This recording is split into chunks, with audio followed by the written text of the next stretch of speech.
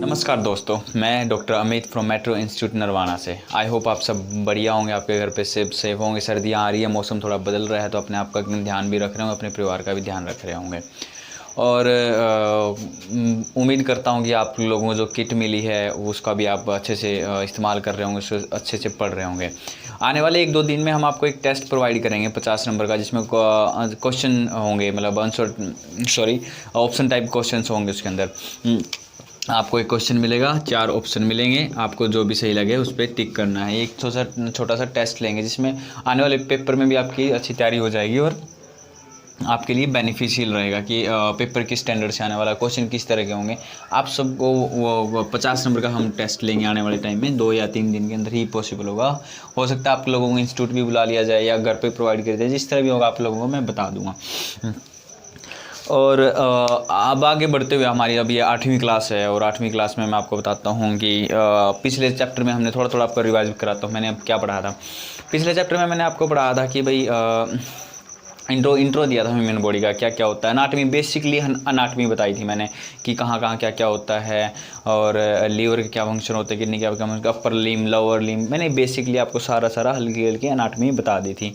आज मैं आपको बताऊँगा कि फिजियोलॉजी क्या क्या है, हमारे शरीर की फिजियोलॉजी क्या है।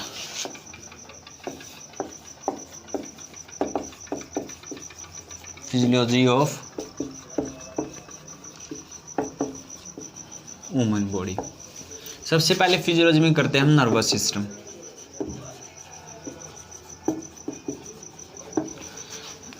यहाँ से शुरू होते हैं, नर्वस सिस्टम है फिजियोलॉजी में। सबसे पहले करेंगे हम नर्वस सिस्टम, उसके बाद करेंगे मस्कुलर एंड स्केलेटन सिस्टम, मांसपेशी का और जो शरीर की हड्डियां हैं उनका सिस्टम। फिर बात करेंगे हम रेस्पिरेटरी सिस्टम, श्वसन क्रिया। हिंदी में मैं लिखूँ श्वसन क्रिया। ऐसे ऐसे करके हम सारे सिस्टम पढ़ेंगे शरीर के अंदर, मतलब फिजियोलॉजी पढ़ेंगे हम। फिजियोलॉजी क्या क्या भौतिक क्रिया जो हमारे शरीर में होती रहती है, हम जिसको महसूस करते हैं वो क्या होती है। सबसे पहले मैं आपको बताता हूँ नर्वस सिस्टम है। नर्वस सिस्टम अगर मैं कहूँ तो दिमाग से ही चलता है, पूरा शरीर ही दिमाग से चलता है। शरीर का कोई लीडर है तो वो दिमाग है। तो ये भी क्वेश्चन बन रहा है कि अगर मैं बोल दूँ कि शरीर का लीडर कौन है, शरीर को कौन कंट्रोल करता है, दिमाग, लीवर, किडनी या फेफड़े, तो आप बिना सोचे समझे उस पर दिमाग जो एक शब्द है, मस्तिष्क है, उस पर आप क्लिक करो। और जितनी भी क्रियाएं हमारी, सांस लेना से लेके अगर हम चल रहे हैं तो चलने रहना, शरीर का हर एक भाग का अपना अपना कार्य करना, हार्मोन्स के रेगुलेशन, ब्लड का सर्कुलेशन, या जो जितनी भी सारी क्रियाएं, सारा कोई काम करता है तो अपना नर्वस सिस्टम करता है। तो ये अपने शरीर का लीडर हुआ। अब बात करते हैं हम मस्कुलर एंड स्केलेटन सिस्टम की। मैं आपको बता चुका हूँ पिछले, अगर आपने थोड़ा ध्यान दिया हो तो, कितनी हड्डियाँ हैं 206, मांसपेशियाँ कितनी हैं 600 से ज़्यादा। तो यहाँ भी एक ऑप्शन टाइप क्वेश्चन बन रहा है, ठीक है। सबसे बड़ी लंबी हड्डी कौन सी होती है, फीमर। जो ये मेरे थाई की हड्डी है, ये सबसे लंबी हड्डी होती है शरीर में, ठीक है। और सबसे लंबी मांसपेशी कौन सी होती है, एक नाम है हैमस्ट्रिंग।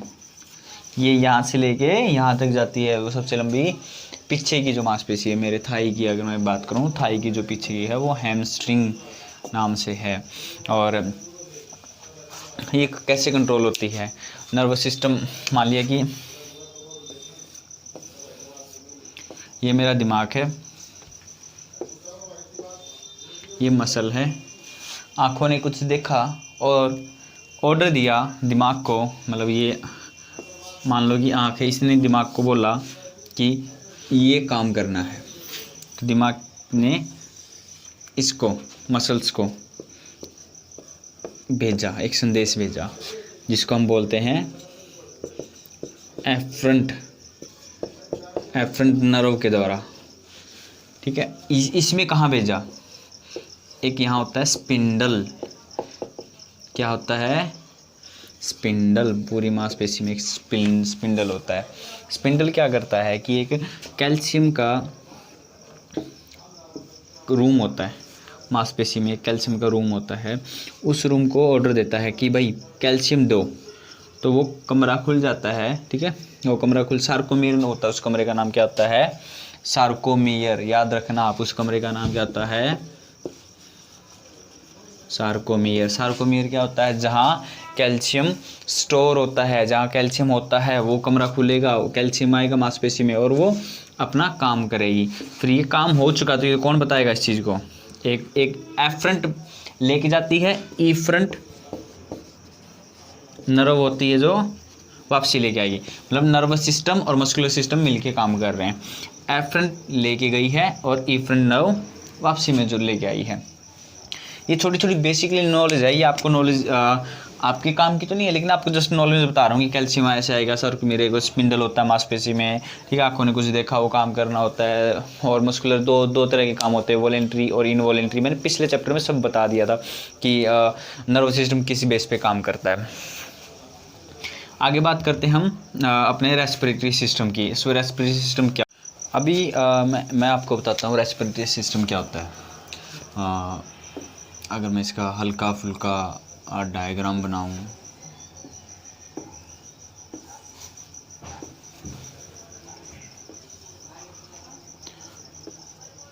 नाक के थ्रू सांस गई और श्वसन नली के थ्रू अपने फेफड़ों में आई।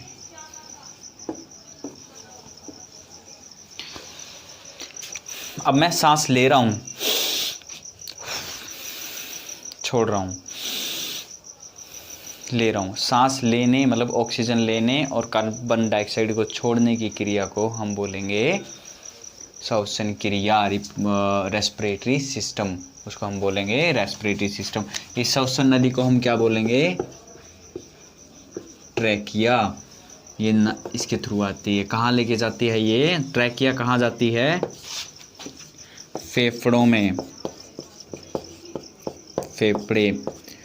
अब ये फेफड़े क्या करते हैं कि यहाँ हार्ट होता अपना, ठीक है, यहाँ हार्ट होता अपना। फेफड़े क्या करते हैं कि जो ऑक्सीजन आई, जो भी वायु आई, उसको उसमें से पूरी वायु में से ऑक्सीजन निकाली और हार्ट को दे दी। अब हार्ट क्या करेगा? हार्ट क्या करेगा कि जो उसके पास ब्लड आया है, जो मतलब ये मान लिया कि ये इसके थ्रू ब्लड आया है, ठीक है, इसके अंदर ऑक्सीजन मिलाएगा। आया है उसमें से कार्बन डाइऑक्साइड बाहर निकाल लेगा और O2 मतलब ऑक्सीजन इसको अंदर ब्लड के मिला देगा और ब्लड पूरे शरीर में जाएगा ऑक्सीजन को लेके। ऑक्सीजन एक बहुत अच्छा बैरियर है, जितने भी विटामिन, प्रोटीन या फिर न्यूट्रिशन कहूँ या मैं जो भी सारी चीज़ें हैं उनमें अच्छा एक बैरियर है। हर एक शरीर के हिस्से को ऑक्सीजन ज़रूरी है। अब मैं एक नंबर का क्वेश्चन ये भी बनाता हूँ कि हमारे दिमाग को कितनी ऑक्सीजन ज़रूरी है। जितनी भी ऑक्सीजन हम ले रहे हैं हमारे शरीर में, उसका 70% कितना परसेंट? 70% ऑक्सीजन कहाँ जाती है? हमारे दिमाग में जाती है। तो ये हमारा रेस्पिरेटरी सिस्टम है, ठीक है। यहाँ आएगा, ये पूरे शरीर में भेजेगा, पूरे शरीर में भेजने के बाद ये फिर अपने पूरे सिस्टम को ऑक्सीजन सप्लाई करेगा, रेस्पिरेटरी सिस्टम। अब आपको बताऊं मैं, अगर अगला पढ़ाऊं आपको, पाचन तंत्र क्या होता है, डाइजेस्टिव सिस्टम क्या होता है। शरीर का सबसे अच्छा महत्वपूर्ण कुछ चीज़ है तो है पाचन तंत्र। मतलब पूरा शरीर इस पे टिका है, पाचन तंत्र। इसके अंदर क्या क्या है? आंत, छोटी और बड़ी। दूसरा अपना लीवर, अमाशय, अग्नाशय। अमाशय अग्नाशय एक ही चीज़ होगी। और इसके अंदर हमारी स्प्लीन, जिसको हम हिंदी में बोलेंगे, स्प्लीन को हिंदी में बोलेंगे अपनी तिल्ली या बोलें और बोलें एक गाल ब्लैडर। ये सारी चीज़ें आती हैं। खाना आएगा, अमाशय में जाएगा और अमाशय के अंदर एक पैकेट टाइप होता है। हमारा जो पेट क्या होता है, एक पैकेट टाइप होता है।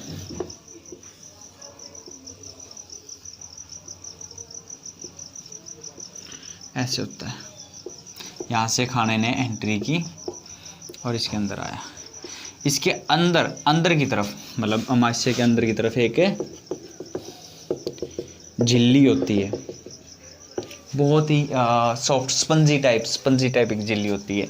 वो अगर झिल्ली मैं पूछूं किस चीज़ के लिए होती है, वो झिल्ली होती है कि अगर हमने कुछ चीज़ खाई है तो वो हमारी जो त्वचा, बाहर की त्वचा है, उसको हानि ना पहुँचाए, उसको नुकसान ना पहुँचाए। तो ये झिल्ली क्या होती है कि जो जितनी भी कई बार हम नुकीली चीज़ें बच्चे होते हैं खा लेते हैं, या हम भी कुछ खा लेते हैं नुकीली चीज़ें और होती हैं, तो ये झिल्ली उस स्किन को नुकसान ना पहुँचे, इसलिए वो स्पंजी बनी होती है। ये कुदरत की देन है हमारी। कुदरत ने हमें बहुत सारी चीज़ें अच्छी दी हैं, ठीक है। और कुदरत की चीज़ों से कभी खिलवाड़ नहीं करना चाहिए हमें। जितना भी मिला है उसका यूज़ करना चाहिए। कभी भी ये मत एक्स्ट्रा करने कभी इसको कोशिश नहीं करनी चाहिए। जितना कुदरत ने हमें दे दिया उसका हमें बेनिफिट उठाना चाहिए। उसके बाद ये अपनी छोटी आंत में जाएगा, बड़ी आंत में जाएगा और लीवर में जाएगा। सारा मतलब सारा पाचन तंत्र इस तरह काम करता है। पाचन तंत्र पूरे शरीर को क्या देता है? ऊर्जा देता है। ऊर्जा में अगर मैं बोलूँ तो कैलोरी देता है, ठीक है ना। और इसमें सबसे पहला जो पाचन तंत्र में सबसे पहला कोई अंग है तो वो कौन काम करता है? हमारा मुंह काम करता है, जो उसको छोटे छोटे टुकड़ों में तोड़ता है। अगर मैं कहूँ तो किसी भी चीज़ को तोड़ने से उसमें से ऊर्जा निकलती है। तो इसका बहुत ही अच्छा एग्जाम्पल ये है कि जब भी हम आग जला रहे हैं या किसी भी चीज़ को, ईंधन है जो हमारा उपला होता है, या हरियाणवी लैंग्वेज में बोलते हैं कि गोसा होता है, उसमें अगर उसको आग लगा देते हैं अच्छे से, जब वो अच्छा तैयार हो जाता है, उसको जब हम तोड़ते हैं तो उसमें से और भी ज़्यादा एनर्जी निकलती है। वो एनर्जी मतलब क्या हो रहा है कि हम किसी चीज़ को तोड़ेंगे उसमें से एनर्जी निकलेगी, इसलिए हम भोजन को भी तोड़ते हैं। तोड़ के उसमें से पूरी एनर्जी शरीर में से हम निकालते हैं, उसको ऊर्जा देते हैं। ऊर्जा क्या करेगी? ऊर्जा पूरे शरीर में जाएगी। किसके थ्रू जाएगी? ब्लड के थ्रू जाएगी। पूरे ब्लड में पूरे शरीर में पहुंचेगी वो, ठीक है। ये होता हमारा डाइजेस्टिव सिस्टम होता है। अब आगे मैं आपको पढ़ाता हूँ कि अपनी यूरिनरी सिस्टम क्या होता है, मूत्र प्रणाली क्या होती है शरीर की। जब भी शरीर में हमने कुछ खाया है और कुछ भी पिया है और उसमें से हमने हमारी काम की चीज़ निकाल ली है, तो उसके बाद बच जाता है हमारा वेस्ट प्रोडक्ट। ब्लड के अंदर जो भी हमारा लिक्विड का जो मतलब जितना भी वेस्ट प्रोडक्ट होता है, तो वो लिक्विड का वो वेस्ट प्रोडक्ट निकालना शरीर में से बहुत ज़रूरी है। अगर वो वेस्ट प्रोडक्ट, मान लिया कि घर में अगर हमारा कचरा पड़ा हुआ है, अगर वो कचरा टाइम टू टाइम नहीं निकलेगा तो वो स्मेल भी मारने लग जाता है और बीमारियां खड़ी इकट्ठी करनी, मच्छर भी आ जाते हैं, और कचरा पड़ा हुआ नुकसान हमेशा देता ही। तो शरीर में से भी निकालना बहुत सारी चीज़ें ज़रूरी होती हैं। तो उसको निकालने के लिए हमारा कोई काम करता है, तो वो हमारी मूत्र प्रणाली काम करती है, ठीक है। इसमें सबसे अहम भूमिका कौन निभाता है? हमारी किडनी। तो ये भी एक नंबर का क्वेश्चन बन रहा है कि मूत्र प्रणाली की अहम भूमिका कौन निभाता है? किडनी। अगर मैं ऑप्शन दूँ लीवर, अमाशय और हमारी मस्तिष्क या किडनी, तो आप किसको क्लिक करोगे? किडनी पे क्लिक करोगे। किडनी क्या करती है कि ब्लड आया, सारा काम करा के लास्ट में फिल्टर होने के लिए हमारे किडनी में आया। किडनी एक मान लो कि एक छलनी है, ठीक है। ये एक छलनी है। अगर इसके अंदर मैं डालता रहूँगा, लिक्विड डालता रहूँगा, अब जो इसको क्रॉस कर दी, जो छलनी के जो छिद्र हैं वो अगर उसको क्रॉस कर गए तो वो नीचे निकल आएंगे, ठीक है। अगर जिसको क्रॉस नहीं कर पाए, मतलब वो ज़्यादा बड़े हैं वो उस छिद्रों से, तो इधर वो इकट्ठा होना शुरू कर देंगे। मान लिया कि वो इधर इकट्ठा शुरू हो गए, तो एक टाइम ऐसा आएगा कि ये भर भी जाएगा। ये भर गया तो ये बाहर जाने लग जाएगा, तो वो नुकसान करने लग जाएगा। तो इस ये जो वेस्ट प्रोडक्ट है इसको बाहर निकालना ज़रूरी है।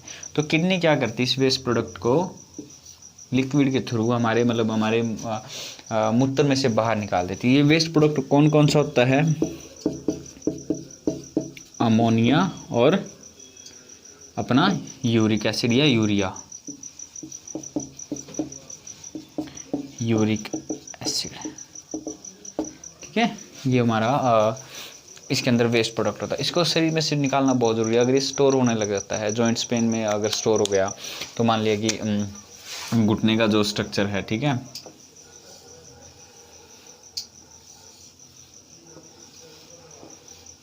मान लीजिए घुटने का जॉइंट है, ये ऊपर की हड्डी, ये नीचे की हड्डी हमारे,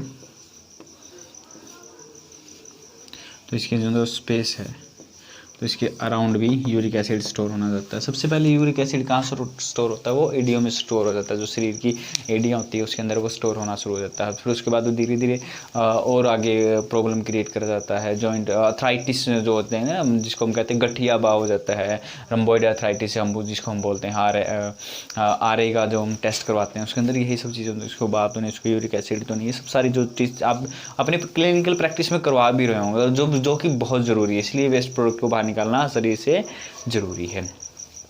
तो इसके बाद मैं आपको पढ़ाता हूँ कि हमारा शरीर का रिप्रोडक्शन सिस्टम, प्रजनन। आपको बताता हूँ सबसे पहले प्रजनन होता क्या है और क्यों ज़रूरी है।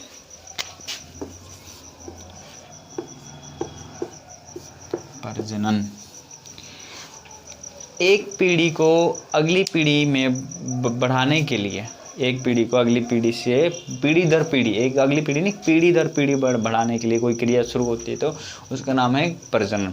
इसके ह्यूमन में, मतलब मानव में, वैसे तो बहुत सारी स्पीसीज़ हैं, बहुत सारी प्रजाति हैं, अलग अलग हर तरह का उनका प्रजनन होता है। लेकिन जब हम बात कर रहे हैं ह्यूमन की, ह्यूमन में इसमें दो अपने जीव शामिल होते हैं। इसमें दो महिला पुरुष, मेल फीमेल, ये शामिल होते हैं। प्रजनन ज़रूरी क्यों है? प्रजनन से इसलिए ज़रूरी है, जैसे जैसे मौसम बदलता जा रहा है तो उसमें वेरिएशन लेके आनी ज़रूरी है। अगर वेरिएशन नहीं लेके आओगे आप तो आप वहाँ जीवित नहीं रह पाओगे। जो समय के अनुसार बदल गया वो उस टाइम टिका रहा, अगर वो समय के अनुसार नहीं बदला तो वो वहाँ पीछे रह जाएगा। जैसे कि अब सर्दियाँ आ गई, अगर मैं सर्दियों में गर्मियों के कपड़े पहनता रहूँगा तो मैं शायद ही टिक पाऊँ। अगर गर्मियों में मैं सर्दियों के कपड़े पहनता रहूँगा तो मैं शायद ही टिक पाऊँ। तो इसलिए वो ज़रूरी होता है। प्रजनन एक इसमें अहम भूमिका निभाता है सर्वाइव करने में, क्योंकि जो अगली एक पीढ़ी से जो अगली पीढ़ी आती है उसमें इन्वायरमेंट को झेलने की उनसे ज़्यादा क्षमता होती है। ये ऑटोमेटिकली हमारा कुदरत का सिस्टम है। प्रजनन इसलिए भी ज़रूरी है, ठीक है, और अपनी इस प्रजाति को आगे ले जाने के लिए भी बहुत ज़रूरी है। ये सब चीज़ें हैं जो प्रजनन के मुख्य जो भाग हैं, आप लोगों को पता ही है कि क्यों ज़रूरी है, ठीक है। और इसके मैं आपको बताता हूँ प्रजनन में महिला में क्या होता है और पुरुष में क्या होता है। अगर मैं पहले पुरुष की बात करूं, पुरुष में एक लिंग होता है, 2 अंडाशय होते हैं। अंडाशय में अपने क्या बनते हैं, वीर्य, ठीक है। एक लिंग होता है, एक अंडाशय। अंडाशय बीन शेप्ड होते हैं, ठीक है। टेस्टिस जिसको हम बोलते हैं, अगर इंग्लिश की बात करूँ तो उनका नाम हम टेस्टिस बोलते हैं उनको, और जिनके अंदर वीर्य बनता है। जो अपना अंडाशय होता है ये वीर्य बनाता है। वीर्य के अंदर क्या होता है, शुक्राणु होते हैं। शुक्राणु क्या करते हैं, जो मादा में जो बना है, महिला में जो बना, मादा में जो बना है वो अंडाणु, उनसे मिलके ये दोनों आपस में मिलके एक भ्रूण बनाते हैं। गर्भ में मादा के शरीर में एक भ्रूण बनाते हैं जिसको हम बच्चा बोलते हैं। भ्रूण का वो निर्माण करते हैं। और अंडाशय का साइज कितना होता है, 1.5 से लेके 3 सेंटीमीटर के लगभग अंदाजा होता है इसका साइज। सेंटीमीटर नहीं, सॉरी, इंच इनका साइज होता है, अंडाशय का साइज होता है, जो हमारे वीर्य बनाने में काम होते हैं। ये जो एपिकोंडाइलस जो ट्यूब्स होती हैं उनके द्वारा अटैच होते हैं वहाँ, मतलब ये जो हमारे यहाँ ट्यूब्स होती हैं और ये टेस्टिस होते हैं, इन ट्यूब से कनेक्टेड होते हैं। इनमें हमारा स्पर्म बनता है। स्पर्म मतलब शुक्राणु बनता है। ये सब सारी चीज़ें होती हैं अपने उसमें जो अपना नर है, रिप्रोडक्शन सिस्टम, प्रजनन सिस्टम है, उसके अंदर ये सारी चीज़ें होती हैं। हर एक चीज़ ज़रूरी होती है हमारे शरीर में। अब मैं मादा की बात करूँ,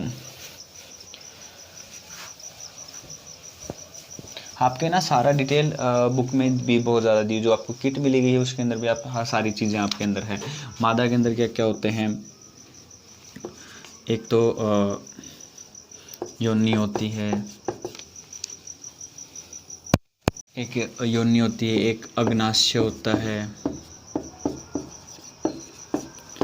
एक अग्नाशय हो गया, एक अंडाशय हो गया, जहाँ अंडाणु बनते हैं, जहाँ अंडाणु बनते हैं। अंडाणु क्या काम करते हैं, शुक्राणु के साथ मिलेंगे और अपने गर्भ में, योनि में मतलब वो मिलेंगे, और अग्नाशय में वो अपना भ्रूण बनाएंगे। तो वो ऐसे रिप्रोडक्शन सिस्टम को आगे बढ़ाएंगे। ये सब सारी चीज़ें ज़रूरी होती हैं। ये था प्रजनन, हल्का फुल्का प्रजनन मैंने आपको बताया कि किस तरह क्या होता है। और इसी में से ऑप्शन टाइप बनेंगे, जितना मैंने आपको बताया इसी में से ऑप्शन टाइप क्वेश्चंस बनेंगे। और अब बात करते हैं कि नॉर्मल जो फिजियोलॉजी होती है शरीर की, उसमें क्या क्या होता है। बाकी जो छोटी मोटी तो नहीं कहूँगा मैं, वो भी इम्पोर्टेंट है हमारी फिजियोलॉजी शरीर की। जैसे कि हार्मोन की रेगुलेशन होगी, हमारे जितने भी हार्मोन हैं, थायराइड के लिए थायरोक्सिन हार्मोन हो गया, ग्रोथ हार्मोन हो गया, टेस्टोस्टेरोन हार्मोन हो गए, हिस्टोस्टेरोन हार्मोन्स हो गए, इन सब की रेगुलेशन शरीर के लिए बहुत ज़रूरी है। हार्मोन्स बहुत ज़्यादा ज़रूरी शरीर के लिए। अगर मैं रो रहा हूँ तो वो भी हार्मोन्स का खेल है, अगर मैं हंस रहा हूँ तो भी हार्मोन का खेल है। अगर मैं मतलब बहुत ज़्यादा एक्टिव हूँ, लाइक एड्रेनलिन जो हार्मोन होता है, वो जब वो बहुत ज़्यादा एक्टिव होता है इंसान, तो वो सबसे ज़्यादा एक्टिव होता है जब इंसान पूरा एक्टिव हो जाता है। लाइक एड्रेनलिन का नुकसान भी है, अगर ज़्यादा एक्टिव हो गया तो वो इंसान कि जो बॉडी कंट्रोल हो जाता है। लाइक ड्रिंक जब करते हैं हम, बहुत ज़्यादा ड्रिंक कर लेते हैं, तो उसमें एड्रेनलिन हार्मोन ही सबसे ज़्यादा एक्टिव हो जाता है। तो इस तरह के हार्मोन्स है, बहुत सारे हार्मोन्स, पूरा शरीर ही हार्मोन का खेल से। हार्मोन को मतलब कंट्रोल करना और रेगुलेट करना, जैसे कि शुगर का कहते हैं ना अपन, शुगर होगी इसको, मतलब क्या कि इंसुलिन हार्मोन उसका ज़्यादा बन गया। थायराइड होगी, थायराइड में क्या होता है, थायराइड में थायरोक्सिन जो हार्मोन होता है वो ज़्यादा बनने लग गया। उसमें जब आयोडीन देते हैं ताकि भाई थायरोक्सिन कम बने। तो ये सब सारे हार्मोन्स के खेल हैं, आपकी सारी पूरी बॉडी के खेल हैं। और ये थी फिजियोलॉजी ऑफ द बॉडी। अगले चैप्टर में आपको बताऊंगा कि ड्रग्स जो हम ले रहे हैं उनके कौन कौन से रूट हैं, किस किस रूट से हम उनको ड्रग्स को दे रहे हैं, सारी चीज़ें मैं आपको एक एक चीज़ समझाऊंगा। और आई होप आप सब पढ़ रहे होंगे और जल्दी से जल्दी तैयार हो जाइए। एक टेस्ट के लिए 50 नंबर का टेस्ट होगा। मुझे भी पता चलेगा कि आप कितना पढ़ रहे हैं, कितना अच्छे से जा रहे हैं, नहीं जा रहे हैं, और आपको भी स्टैंडर्ड पता चल जाएगा किस स्टैंडर्ड के क्वेश्चन आते हैं। तो खुश रहिए घर पे, और कोविड-19 चल रहा है, इससे बच के रहिए। कोई भी प्रॉब्लम हो तो दिनेश सर, सुनील सर, किसी से भी कॉन्टैक्ट आप कर सकते हो, मुझसे भी कॉन्टैक्ट कर सकते हो उनके थ्रू, और मैं आप लोगों को बताने के लिए तैयार हूँ। तो घर पे रहिए, बढ़िया रहिए। इंकलाब जिंदाबाद।